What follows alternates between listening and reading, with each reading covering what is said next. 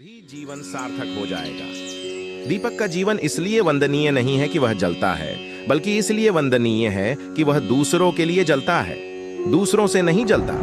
हमारी आस्था की परीक्षा तब होती है जब हम जो चाहे वह ना मिले और फिर भी हमारे दिल से प्रभु के लिए शुक्रिया ही निकले।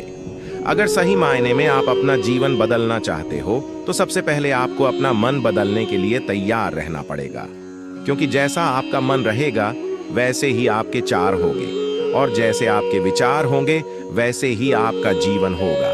नीच विचार रखोगे तो नीच बन जाओगे, अच्छे विचार रखोगे तो ऊंचाई पर जाओगे। विश्वास किसी पर इतना करो कि वह तुम्हारे साथ छल करते समय खुद को दोषी समझे, और प्रेम किसी से इतना करो उसका यथार्थ में वर्णन कोई नहीं कर सकता। शेष महेश गणेश भी इसकी महिमा को पूरी तरह से नहीं कह सकते। फिर मनुष्य की तो बात ही क्या है। गीता सर्व शस्त्रमय है, इसे सारे शास्त्रों का खजाना कहा जाता है। गीता का भली भांति ज्ञान हो जाने पर सभी शास्त्रों का तात्विक ज्ञान अपने आप हो जाता है। गीता को हम भगवान से भी बढ़कर कहे तो कोई अत्युक्ति नहीं होगी। भगवान ने स्वयं कहा है, मैं गीता के आश्रय में रहता हूँ, गीता मेरा श्रेष्ठ घर है। गीता के ज्ञान का सहारा लेकर ही मैं तीनों लोकों का पालन करता हूँ। श्रीमद् भगवत गीता एकमात्र ऐसा ग्रंथ है जो मनुष्य को जीने का सही तरीका बताती है। गीता जीवन में धर्म, कर्म और प्रेम का पाठ पढ़ाती है। केवल सामाजिक धरातल पर भिन्न व्यक्तियों के कर्मचक्र अरों की तरह आपस में पिरोए हुए हैं, बल्कि पृथ्वी के मनुष्य और स्वर्ग के देवता दोनों का संबंध भी कर्मचक्र पर आश्रित है। प्रत्यक्ष है कि यहाँ मनुष्य कर्म करते हैं, कृषि करते हैं और दैवी शक्तियां वृष्टि का जल भेजती हैं। अन्न और पर्जन्य दोनों कर्म से उत्पन्न होते हैं, एक में मानवीय कर्म, दूसरे में दैवी कर्म। फिर कर्म के पक्ष में लोक संग्रह की युक्ति दी गई है, अर्थात कर्म के बिना समाज का ढांचा खड़ा नहीं रह सकता।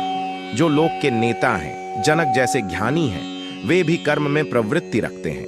कृष्ण ने स्वयं अपना ही दृष्टांत देकर कहा कि मैं नारायण का रूप हूं, मेरे लिए कुछ कर्म शेष नहीं है, फिर भी तंद्रा रहित होकर कर्म करता हूं और अन्य लोग मेरे मार्ग पर चलते हैं। अंतर इतना ही है कि जो मूर्ख हैं वे लिप्त होकर कर्म करते हैं, पर ज्ञानी असंग भाव से कर्म करता है।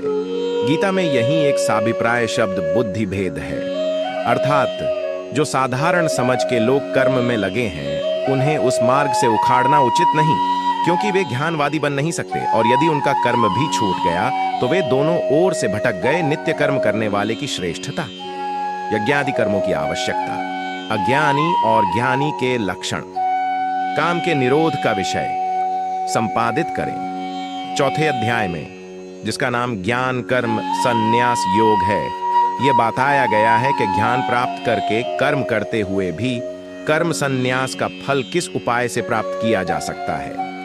यही गीता का वह प्रसिद्ध आश्वासन है कि जब जब धर्म की ग्लानि होती है तब तब मनुष्य के बीच भगवान का अवतार होता है, अर्थात भगवान की शक्ति विशेष रूप से मूर्त होती है।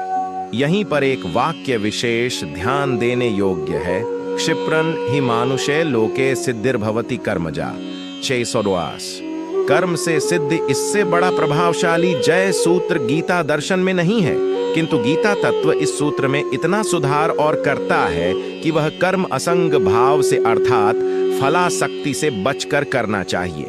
भगवान बताते हैं कि सबसे पहले मैंने यह ज्ञान भगवान सूर्य को दिया था, सूर्य के पश्चात गुरु परंपरा द्वारा आगे बढ़ा, किंतु अब यह लुप्त प्राय हो गया है। अब वही ज्ञान मैं तुम्हें बताने जा रहा हूं। अर्जुन कहते हैं कि आपका तो जन्म हाल में ही हुआ है, तो आपने यह सूर्य से कैसे कहा? तब श्री भगवान ने कहा है कि तेरे और मेरे अनेक जन्म हुए, लेकिन तुम्हें याद नहीं, पर मुझे याद है।